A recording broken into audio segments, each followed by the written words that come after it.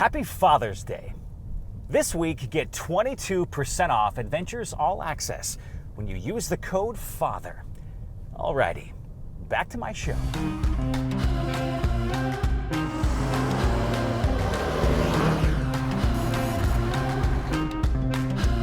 Historically, West Virginia is coal mining country. After the railroad companies started carving routes through the Appalachian Mountains, coal mining really took off here between 1880 and 1900. New communities popped up throughout the region virtually overnight as immigrants from Europe and African Americans from the South poured into West Virginia for jobs and better lives for their families. These beautiful rolling hills are filled with old mining towns. But on December 6, 1907, an explosion occurred in Monongah, West Virginia, that's still considered the worst mining disaster in American history. The explosion happened at the Fairmont Coal Company's number 6 and number 8 mines, probably when a spark from a miner's lantern ignited methane gas. There were officially 367 men in the 2 mines at the time. 362 of them died almost instantly. 250 of them were fathers.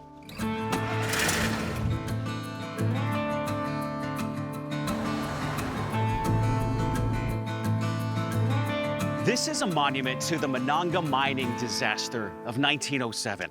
The terrible tragedy was one of the final events leading to the creation of the United States Bureau of Mines, a government oversight agency with the mission to inspect mines, train crews, provide rescue services, and investigate disasters.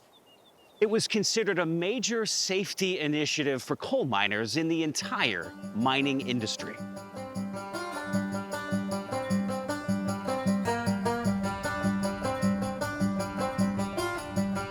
The Monongah mining disaster was also the event that led to the first recorded Father's Day in American history. On the heels of Anna Jarvis's first Mother's Day in May of 1908, a woman named Grace Golden Clayton went to the pastor of her church and asked for a service to honor all the fathers lost in the mining disaster. It was a huge loss for the communities surrounding Monongah, since these dads left behind wives and nearly 1,000 fatherless children.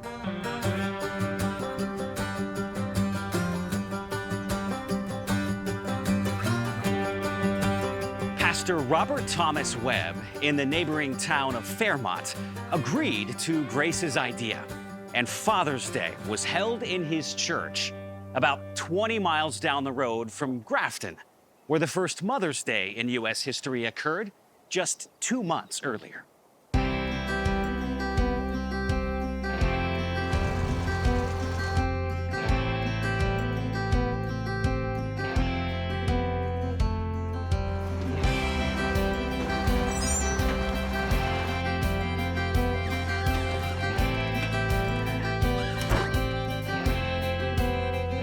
This is the Central United Methodist Church in Fairmont, West Virginia, where the first Father's Day was held on July 5th, 1908. Known back then as Williams Memorial Methodist Episcopal Church South, the original church was torn down in 1922. It was replaced with this building, now called Central United Methodist Church. In 1985, this historical marker was erected in front of the church by the West Virginia Department of History. The town has also embraced its Father's Day roots with a variety of signs and banners that pop up from time to time. While this 1908 memorial service appears to be America's first event strictly honoring fathers, it was just a one-and-done thing. Nothing really came of it. But the following year, a woman named Sonora Smart Dodd started an official quest to establish Father's Day as a national holiday. Dodd was one of 6 children raised by her single dad and Civil War veteran William Jackson Smart. She thought that her father and other fathers like him deserved a special day too, just like mothers. After a year of petitioning her local government, Dodd's home state of Washington celebrated its first official Father's Day on June 19, 1910. The hub of the celebration was the YMCA in Spokane. Sonora Dodd tried to promote Father's Day as an annual event. However, she didn't have near the success as Mother's Day, and after 20 years of trying, the concept nearly died out. That's when certain trade groups finally woke up to the potential and started backing her. You see, there was big money in Mother's Day.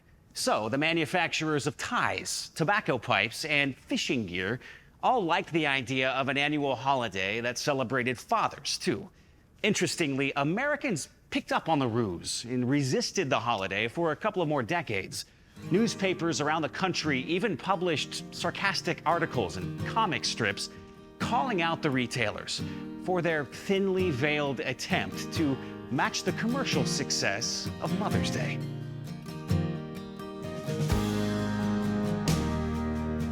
But the trade groups didn't give up.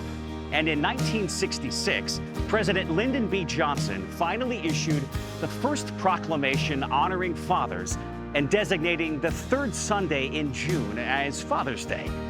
6 years later, the day was made a permanent national holiday when President Richard Nixon signed it into law in 1972.